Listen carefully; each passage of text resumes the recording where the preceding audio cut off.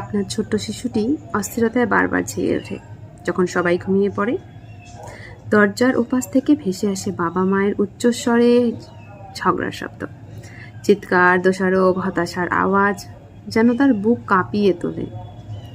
সে কাঁথা দিয়ে কান চেপে ধরে, কিন্তু তবুও সেই শব্দ ঢেকে রাখা যায় না। চোখে জল আসে, অথচ কান্নার শব্দ চেপে রাখে, কারণ ভয়ে ভাবে, মনে মনে বলে যে যদি বাবা মা শুনে ফেলে।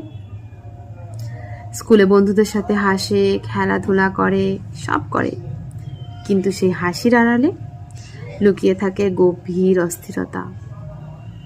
পড়াশোনায় মন বসে না, ছোট ছোট কাজেও ভয় পায় সে। মনে প্রশ্ন ঘুরতে থাকে, আমি কি যথেষ্ট না? না হয় মা বাবা সবসময় কেন ঝগড়া করে এত? হয়তো আমি কোনো ভুল করেছি, তাই তারা দুজনে খুশি থাকতে পারে না কখনোই। যে সন্তান হাসি খুশি থাকার কথা, তার চোখে ভেসে ওঠে কান্না। যে মন স্বপ্ন দেখার কথা, সেটি হয়ে যায় ভয়ে বন্দী।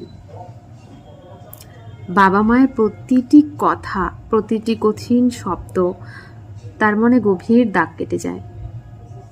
সন্তানের এই নীরব কষ্ট অনেক বাবা মাই হয়তো বুঝতে পারেন না, কারণ সন্তান বুঝতেও দেন না।